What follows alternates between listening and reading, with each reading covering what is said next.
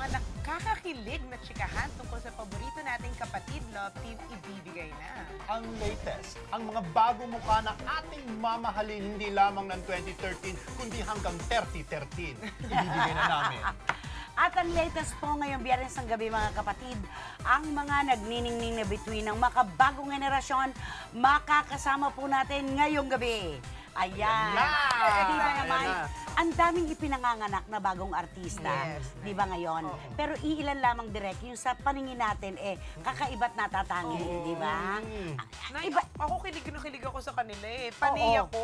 Siyempre, ang tinutukoy natin, di ba? Oo. Nako mga kapatid, huwag na po nating patagalin pa ang chikahan mga kapatid. Samahan niyo po kami sa isang espesyal na panayam sa mga bagong bituin ng TV5. Unahin na po natin ang bagito, pero talaga namang di matatawaran ng galing sa pag-arte. Naririto po ang Best Actor ng Artista Academy, Vin Abrenica.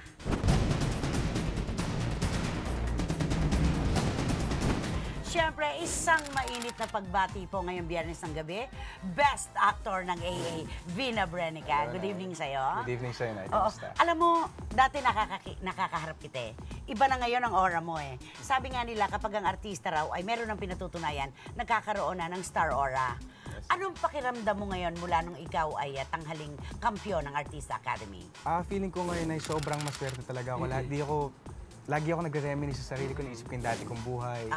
Sobrang masaya ako, sobrang swerte talaga ako. Dati nangangarap ka lang, Yes, Nay, nakikipagsuntukan sa bituin, Yes. sa buwan, eto na ngayon. Kasi, siyempre naging mabait sa'yo ang 2012. Sobrang bait, ano? Yes, Nay. Ano-anong dapat mo ipagpasalamat sa taon na ito na yung buhay? Marami, Nay. Nung una sa 2012, nalaman ko na, sa 2012, nag-graduate ako. Okay. Nakapasok ako ng Artista Academy, nanalo ako sa Artista Academy.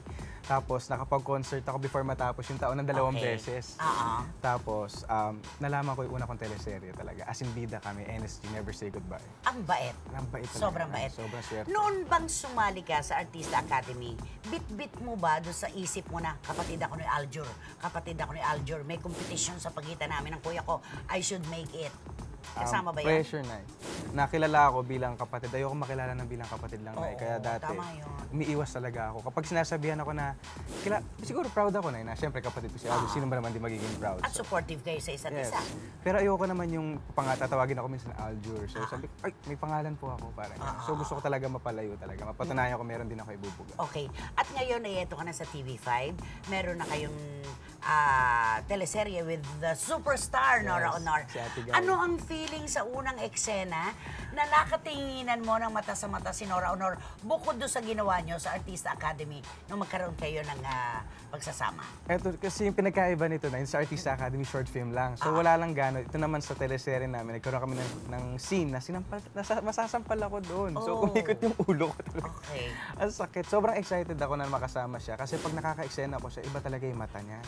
No? Grabe, Nangungusap talaga. Madadala ka talaga sa... Siyempre, hindi ka pa ipinanganganak nung kasagsagan ng kasikatan ng superstar. Pero ang pangalan ng Nora Honor, ang ng superstar hanggang ngayon, hindi na mawawala yan sa industriya. Poste na. Ano ang naramdaman mo nung malaman mo mula sa manager mo na, uy, gagawa ka ng isang serye, Never Say Goodbye with the Superstar? Opportunity yun ay sobrang saya. Talagang honored talaga ako na makakasama ko siya. Talagang hindi ako pumupunta doon nang hindi ako preparado. Ayoko mapahiya. Ayoko yung, siyempre, veterano na sila. Ayoko yung maghihintay sila for me.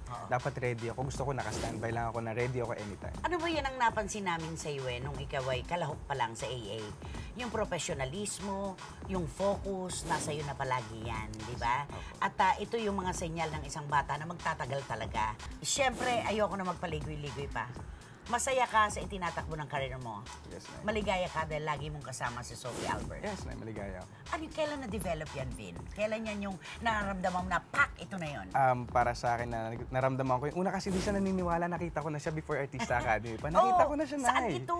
Sa banda sa Tomas Morato na naalala ko naka-yellow dress pa siya. Pero may ewan ko sino ba kasama. Pero di ko na pinansin ko sino kasama. Okay. Niya, Nay. Kaya nung nakita ko siya sa Artista Academy, top 75, sabi ko, siya yun ah. Pinaalala mo? Hindi ko pa sinasabi. Nalaman lang niya ng top, nasa top ano na kami, 10 years something top. Ganun, nakwento ko sa kanya. At di siya makapaniwala. Pati siya damit, remarkable sa'yo, dilaw. Talagang pasok talaga sa isip ko talaga, naalala ko talaga, naging crush ko talaga siya. Kaya masaya ako. Nung MVP ball, nakita ko kayong lumabas. May kasama kayo, of course. Yes, ma'am. Kaya lang, iba yung dayog ng lakad nyo, iba yung samahan ninyo, at saka nung gabi na yun, halos hindi kayo napaghihiwalay, di ba?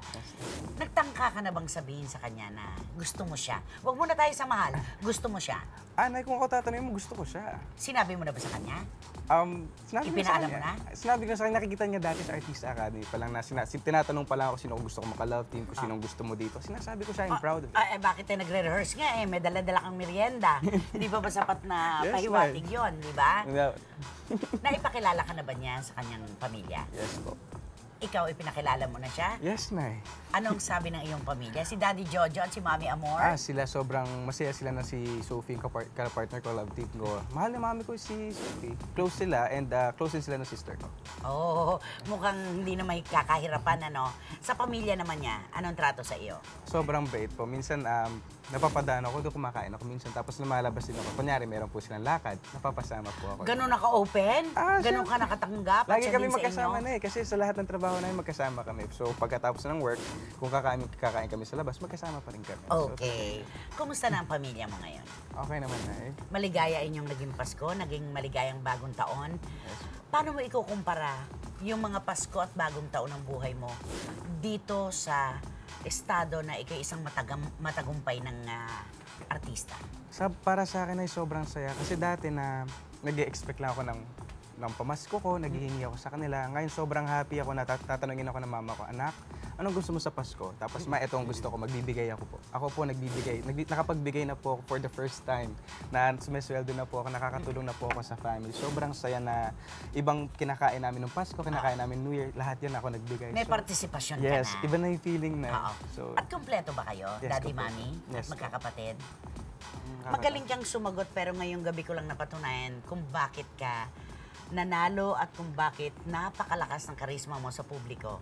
Ingatan mo yung mga mata mo. Ang ganda-ganda ng mata mo, Salamat. Vin. Thank you. Thank you so much. Nagmana lang ako kay Daddy na. Ikaw talaga, isa kang Boogie Wonderland. Charing! Okay, Boogie Wonder. thank you anak. Maraming Yes, ma'am. salamat. Thank you very much. At mas marami pa Ay, na... gusto ko magpasalamat doon sa concert na ginawa natin. Okay. Talaga. Thank you very much. Mag-iikot pa tayo Yes, sa ma'am. mga Ready ako. kolehiyo. Magka-campus tour tayo dahil napatunayan ko ngayon hindi ka lang aktor, isa kang magaling na singer. Thank you, Diba? Nay. Thank you so Excited much ako. sa tiwala at pagmamahal. Maraming salamat. Okay. Painit pa po ang ating kwentuhan ngayong gabi mga kapatid. Ang prinsesa naman po ni Vin Abrenica isusunod natin. Kaya wag po kayong bibitiw. Hatid namin ang latest. Diyan lamang po kayo.